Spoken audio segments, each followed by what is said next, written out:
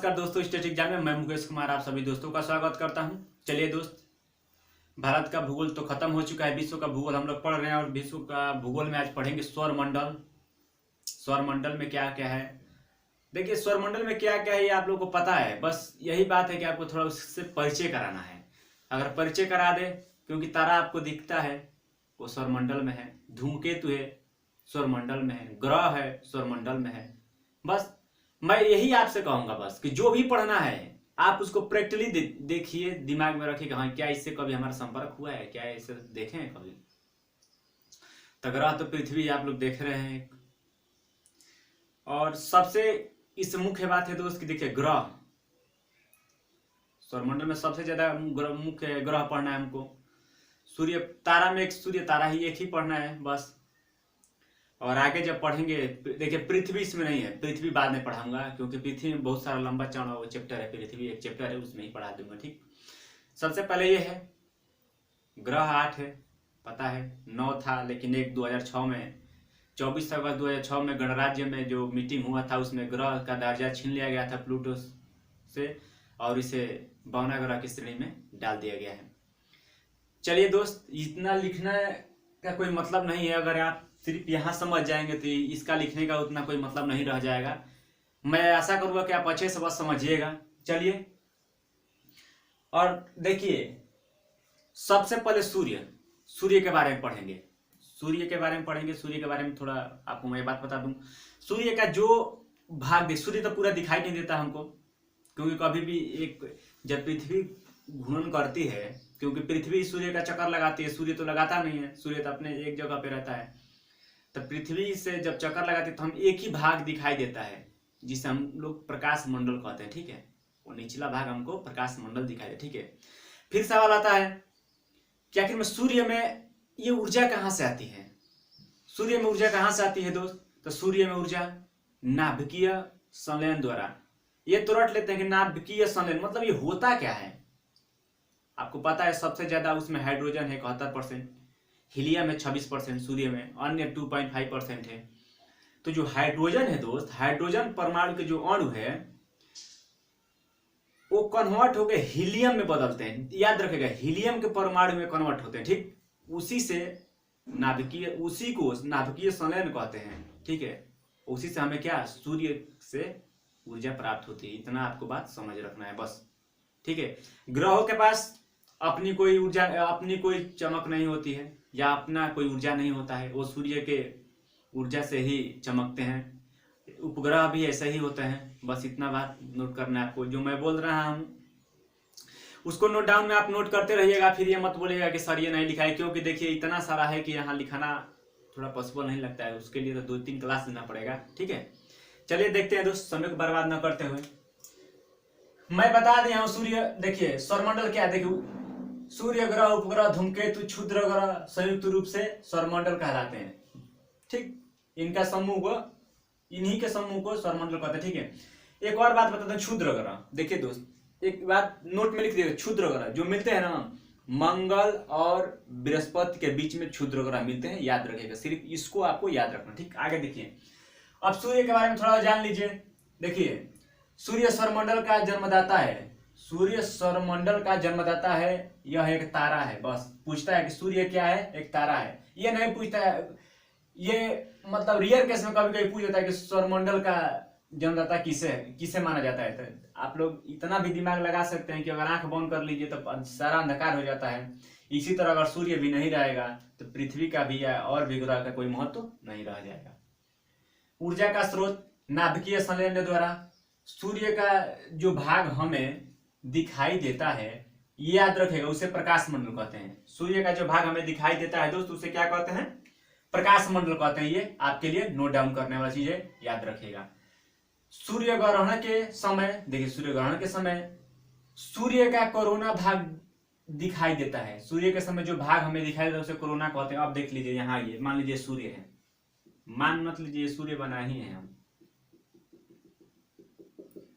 चलिए बस आप लोग को समझने के लिए कि सूर्य है। ठीक है, आप लोग अच्छे से बना लीजिएगा, आप लोग आता होगा तो। देखिए सूर्य है, देखिए कोरोना, देखिए यही नाभिकीय संलयन होता है। देखिए इसको बोलते हैं कोर या क्रूड, देखिए ठीक, याद रखिए यहीं पे नाभिकीय संलयन होता है, यहीं पे हाइड्रोजन, हीलियम और अन्य गैसें मिलती है, याद रखिए, ठीक है, यहीं पे, ठीक। अब देखिए जब सूर्य ग्रहण हो जाता है तो ये भाग जो है प्रकाश मंडल जो हमें ये दिखाई देता है, निचला भाग ये दोस्त हमको नहीं दिखाई देता है। अब ये भाग नहीं क्यों? क्योंकि प्रकाश तो खत्म हो जाता है। जब प्रकाश खत्म हो जाता है, देखिए जब नाभिकीय संलयन जब यहाँ होता है तो यही ना प्रकाश जो ये बाहर निकलता है। जब यहाँ से बाहर निकलना ही बंद हो जाएगा ये प्रकाश, तो ये कहाँ से दिखाई देगा? ये हमको भाग नहीं दिखाई देगा। अब इसके गर्मी ये इसी में रह जाएगा, किसमें? और ये क्या है? ये कोरोना है, ठीक। माफ कीजिएगा, कोरोना का नाम ये कोरोना है, लेकिन इसको हिंदी में क्रीट कहते, ठीक, ठीक है। इसीलिए हमें यही भाग दिखाई देता, क्योंकि जो चमकेगा वो दिखाई देगा। इसमें से इसमें यहां तक प्रकाश नहीं आएगा तो ये भाग हमको नहीं दिखाई देगा, ठीक है। याद रखना, पूछता है कि सूर्य ग्रहण के समय कौन सा भाग दिखाई देता है सूर्य का, क्रीट या कोरोना। कोरोना याद रखिए, कोरोना आपको एकदम 100% याद हो जाएगा, इसको याद करने की जरूरत नहीं, कोरोना बस, ठीक है। अब देख लीजिए, आपको पता है क्रोड, ठीक, या कोर में क्या होता है? नाभिकीय संलयन, यहीं से ऊर्जा प्राप्त होती है, बस इतना आपको याद रखें, ठीक है। जो हमें भाग दिखाई देता है सिंपल में उसे प्रकाश मंडल कहते हैं, और जो भाग हमें सूर्य ग्रहण के समय दिखाई देता है उसे क्रीट कहते हैं, क्रीट या कोरोना। क्यों दिखाई देता है यहाँ अच्छी तरह से हम आपको समझा दी है।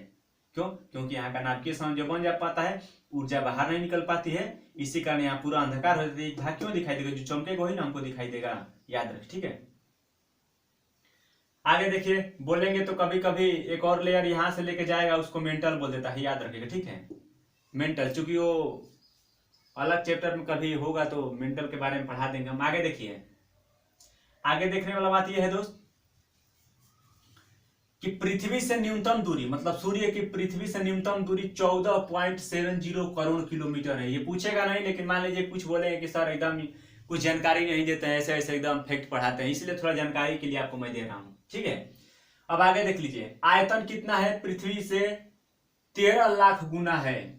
सूर्य का जो आयतन है वो पृथ्वी से 13 लाख गुना बड़ा है, ठीक। हीलियम याद रखेगा, देखिए हाइड्रोजन 71%, हीलियम 26.5%, अन्य धातु 2.5% आपको याद रखना है। इतना तो बात आपको याद ही रखना है, ठीक। आगे देखिए, सूर्य की आयु 5 बिलियन, इस बार बिहार साइड में पूछा था कि सूर्य की आयु अनुमानित आयु कितना है, तो देखिए 5 बिलियन वर्ष। आप लोग बिहार साइड का पेपर उठा के देख लीजिएगा, ये आया था, ठीक है।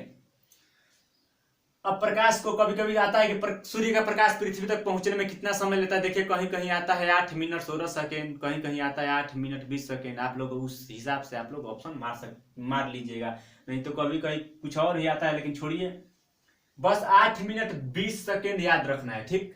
पृथ्वी पर आने में टाइम लगता है प्रकाश के, सूर्य के प्रकाश को।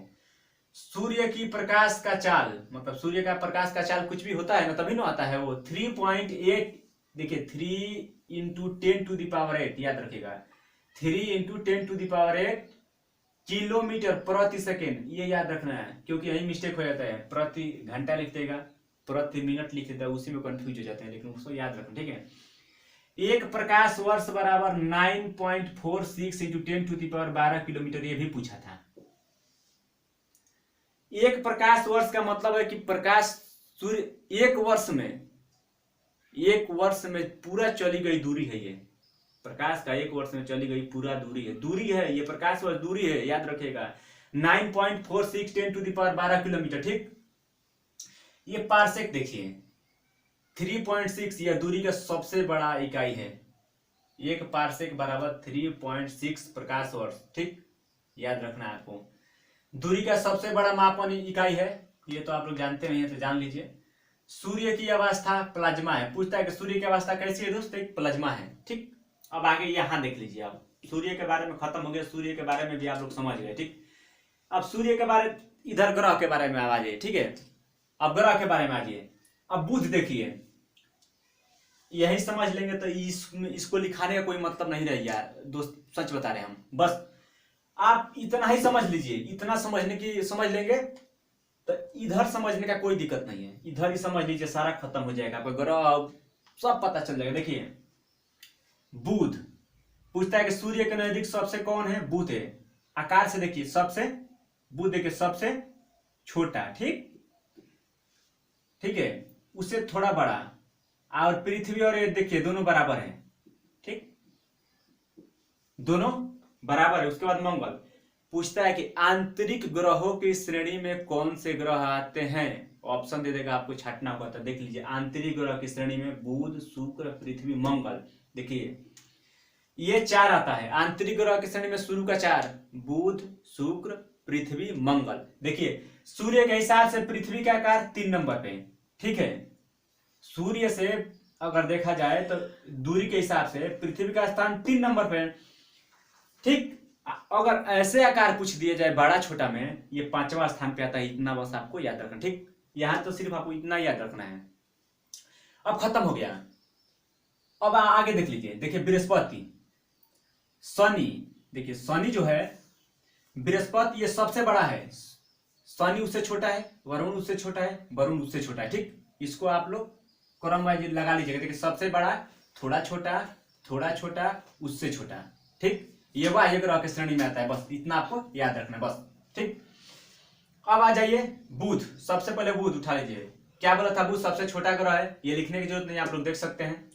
सौरमंडल, यह सौरमंडल का सबसे छोटा ग्रह है, 88 दिन में सूर्य का चक्कर लगा लेता है, याद रखेगा, ठीक। इसका कभी के पूछता है इसका नाम किस पे पड़ा है, तो रोमन देवता के नाम पे इसका नाम पड़ा है, बस।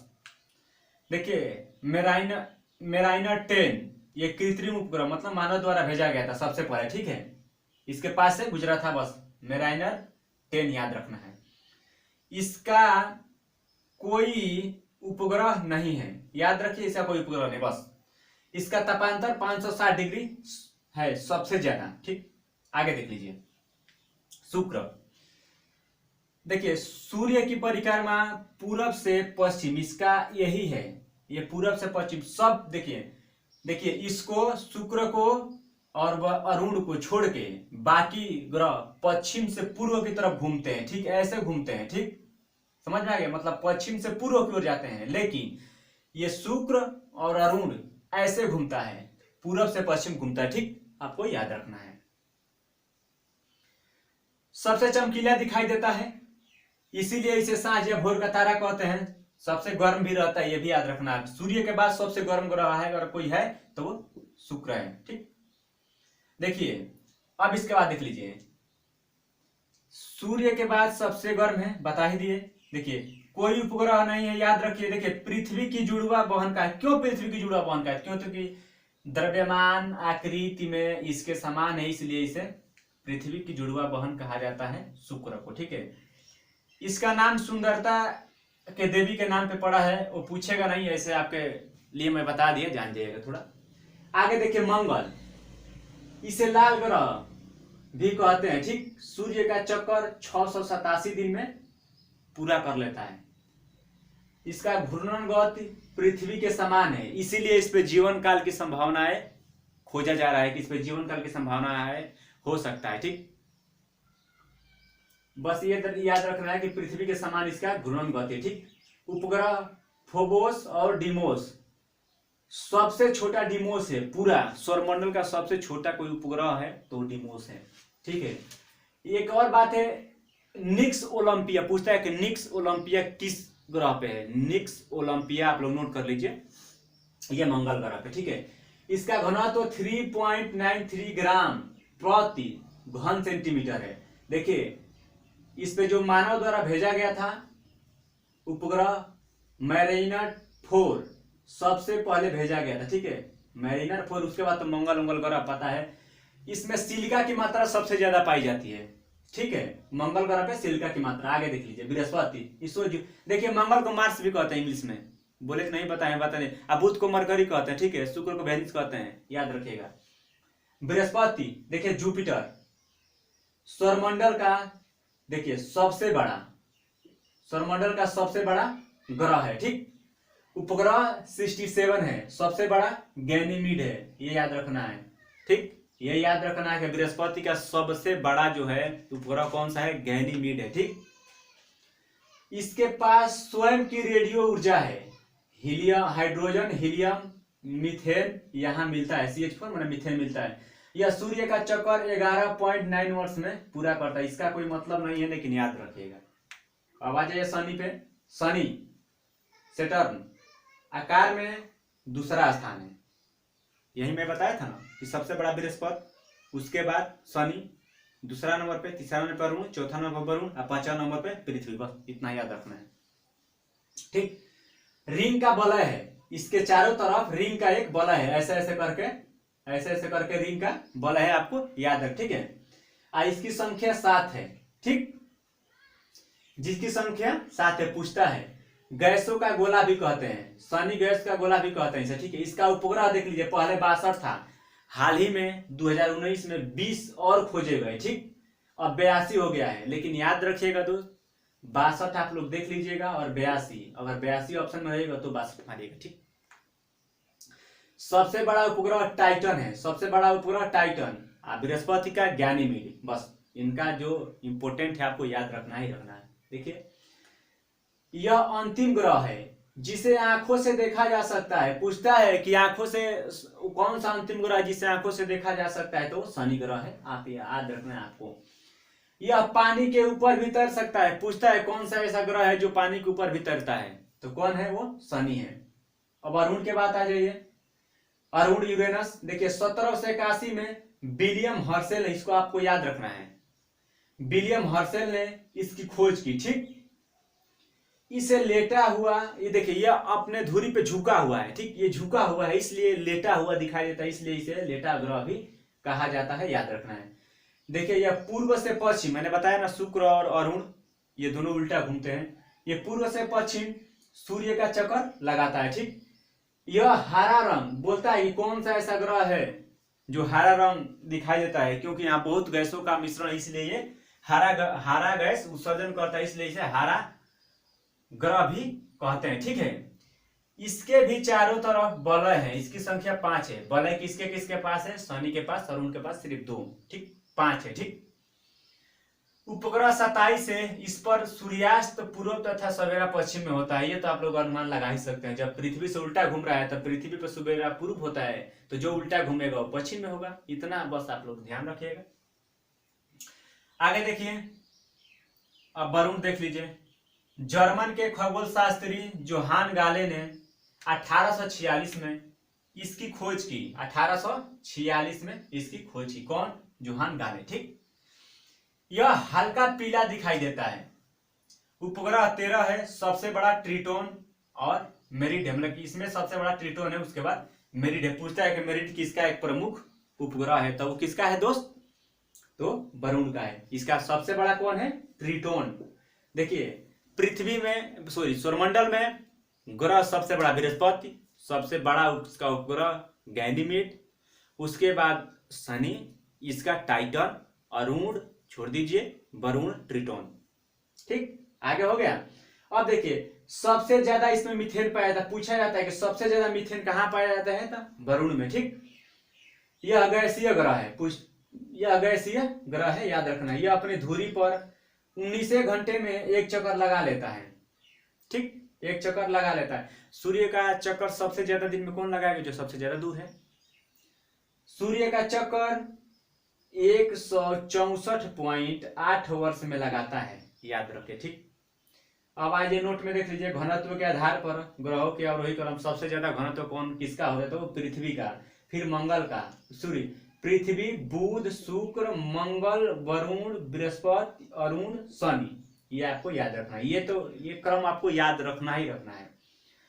प्लूटो, यम या कुबेर, प्लूटो को यम या कुबेर भी कहते हैं, कि खोज 1930 ईस्वी में क्लाइड, ठीक, क्लाइड टैम्बेग ने किया, याद रखना है नाम, क्लाइड टैम्बेग ने किया 24 अगस्त 1906 में। इससे ग्रह की दर्जा छीन ली गई, गणराज्य में एक मीटिंग हुआ, क्योंकि इसको क्षुद्र ग्रह की संख्या में डाल दिया गया, ठीक है। याद रखना है प्लूटो को, ठीक। ये मैं आशा करूंगा कि आपको समझ में आ गया होगा। अगर नहीं समझ में नहीं आया होगा दोस्त, एक बार और इस वीडियो को देख लीजिएगा, वीडियो ही है। चलिए दोस्त, वीडियो को देखने के लिए धन्यवाद। अगर वीडियो पसंद आए तो इसको शेयर कीजिए। चलिए दोस्त, बाय बाय।